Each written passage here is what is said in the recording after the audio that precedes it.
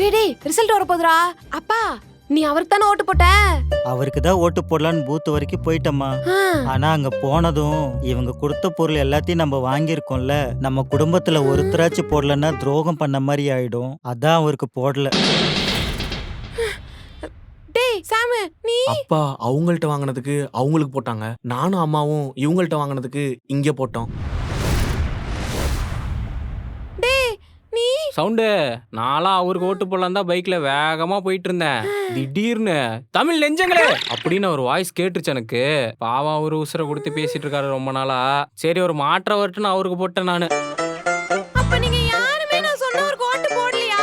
நீங்க யாருமே என்கிட்ட பேசவே பேசாதீங்க. சரி சரி சரி சரி அதெல்லாம் ஒண்ணும் இல்ல, அதெல்லாம் ஒண்ணும் இல்ல. அதெல்லாம் ஜெயிச்சுருவாரு. மாமா இருமா, நம்ம குடும்பத்துல 3 பேர் போடலன்னா என்னம்மா, அதான் நீ போட்டல்ல, அதே மாதிரி எல்லார் வீட்லயும் ஒருத்தர் போட்டிருப்பாங்க.